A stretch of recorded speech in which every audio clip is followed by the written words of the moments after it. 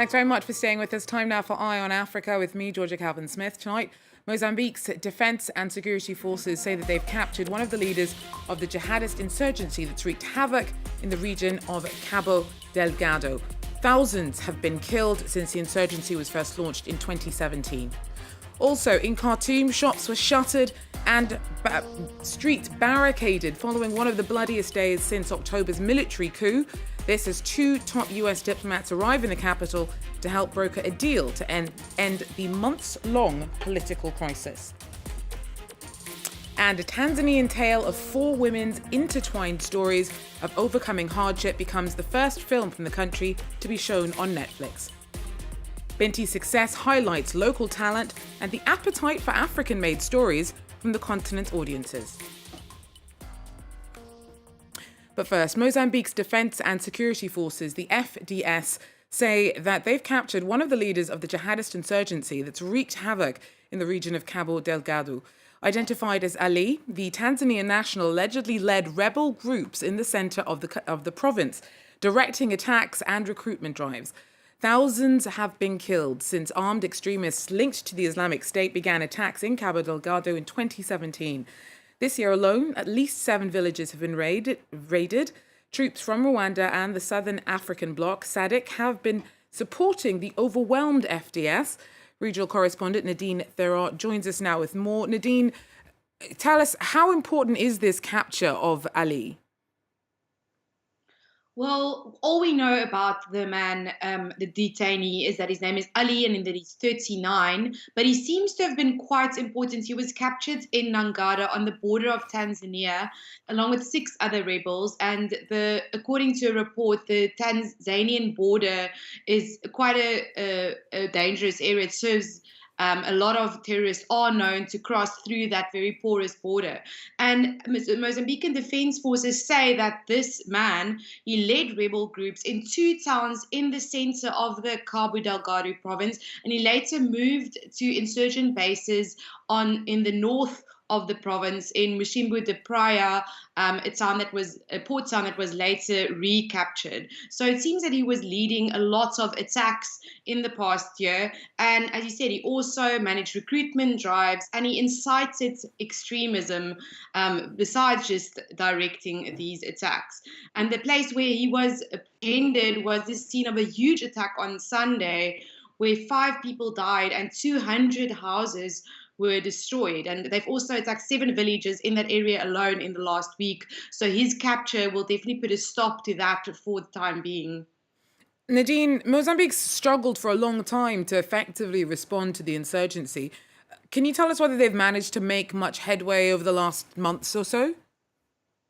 Well, it seems that since July 2021, when the Mozambican troops received help from Rwanda, later joined by troops from the South African Development Community, the SADC, things have been improving slightly where the insurgents have been driven out of some of the towns in the north of the country in Cabo Delgado.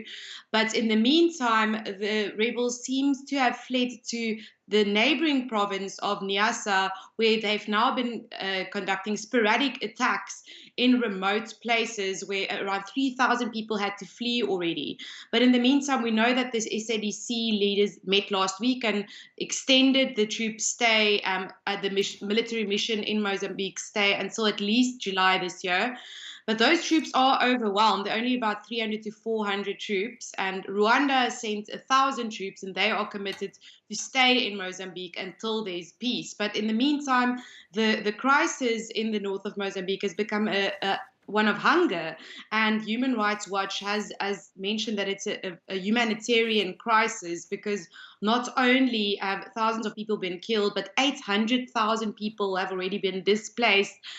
Children are being recruited as soldiers. Women and girls are being kidnapped and held as sex slaves, and the food security is becoming a pressing issue. So, hoping that it is improving in certain areas of the country, but it might spread to this other provinces. Thanks very much. Thanks very much, Nadine Thera, for talking us through the situation in Cabo Delgado. In other news, Sudanese protesters barricaded streets and held angry rallies on Tuesday to denounce Monday's violence that saw it become one of the bloodiest days since demonstrations against a military takeover broke out in late October. At least 7 people were killed this week when security forces opened fire on crowds. Laurent Berchecker has more. Answering a call for civil disobedience by Sudan's main civilian coalition, protesters were back in the streets of Khartoum on Tuesday, setting up makeshift roadblocks and barricades.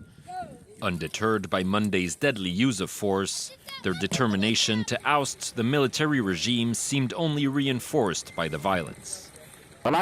We took to the streets to express our opinion peacefully, but the military forces targeted us with live bullets, tear gas, and sound grenades. We call on all the Sudanese people to barricade the streets as an act of civil disobedience until the fall of the regime. Monday was one of the deadliest days since the start of Sudan's civil unrest in October. Witnesses described bloody scenes as security forces opened fire on protesters, killing at least 7 people. Sudanese authorities, which have long denied using live rounds, set up a fact-finding committee to investigate the violence. The United Nations, meanwhile, condemned the crackdown and issued another call for appeasement. Violence must stop. We again call on authorities to cease using force against peaceful protesters and conduct credible investigations into such incidents. The international community has repeatedly raised concerns over the deteriorating political and human rights situation in Sudan, but the calls to end the violence have largely fallen on deaf ears. The latest bloodshed took place a day before the arrival of 2 top U.S. diplomats in Khartoum, as Washington hopes to ramp up pressure on the military regime and broker a deal to end the crisis. Well, time now for some Africa Cup of Nations. Tuesday saw Senegal top out Group B at the Africa Cup of Nations despite being held to a 0-0 draw by Malawi. Meanwhile, Guinea pushed through to the last 16 despite losing 2-1 to exiting Zimbabwe. Now, we'll get the lowdown on those games with James Vasner, who's in Cameroon for the tournament. But first, he's going to be telling us about a shock showing from the Comoros, who pushed Ghana hard as the Black Stars battle to avoid a shock early exit. James, I'll leave the surprise to you. A big day of shocks for the Africa Cup of Nations there. Absolutely, an absolute madness in that game. I mean, who would have thought Comoros coming back, coming to beat Ghana, the 4-time Africa Cup of Nations champions, have been ousted by the newcomers. Comoros are battling out their first campaign here in Cameroon. And look, everything just went well for them, and they've managed to pick up their first points after having 2 difficult games in the start to the tournament. They've now gone and beaten Ghana. Ghana, who were down to 10 men after Andre Ayew was sent off in the 25th minute. Ghana did manage to level to 2 apiece, but Comoros then managed to slot in that extra goal that gave them that final victory. They do now finish 3rd of Group C. Now this behind Morocco and Gabon as the 2 battled to a 2-2 draw this evening. Now with 3 points, it's going to be very difficult for them though to go through to the round of 16. Hopes will be there, but considering that only the 4 best 3rd place teams of the group stages go through, then they will have to still wait to see how things go on throughout the week as we wrap up this group stage before the knockout rounds coming up next week. And James, before that, you were at the Malawi-Senegal match, and the Flames singed the Lions for a bit there, didn't they? Yeah, they really did, and look, I mean, good on them. They really did really well. Managed to hold them to a goalless draw once again. And I think whilst they put on a solid performance, Senegal, it was very uninspiring. Much like their previous games, as they've entered this tournament, they started with that 1-0 win that was only just came through to them thanks to that last-minute penalty. Now they've gone on for a second goalless draw. Before that, well, they put it up to maybe the fact that they were playing at 2 p.m. under the scorching heat here in Cameroon, and also to the fact that many of their players were absent after there was a big outbreak of COVID-19 in their squads. That's no longer the case. Today they played at 5 p.m. and those players are available once again. Edwards Mendy in goals, Kalidou Koulibaly as well.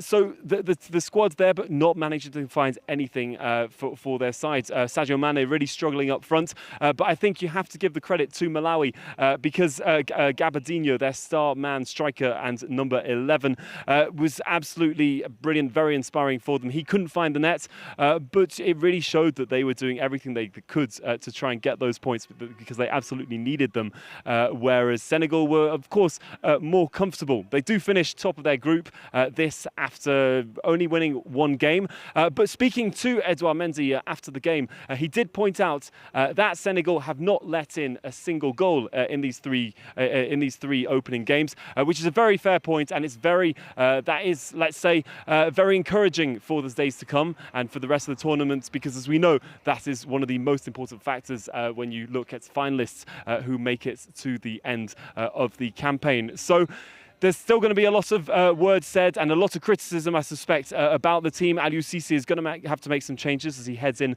to the knockout rounds, because now they will no longer be able to afford to slip up at all.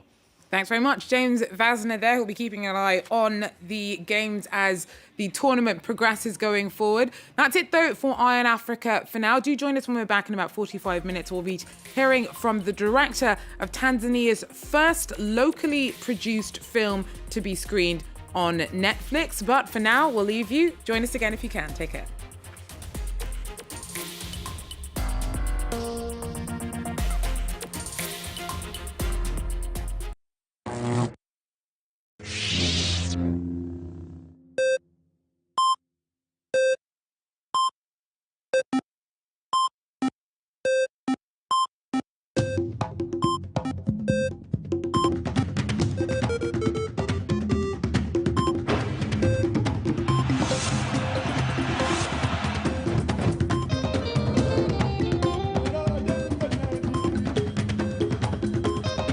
Move to the rhythms of Africa. The Africa Cup of Nations from January 9th to February 6th on France 24.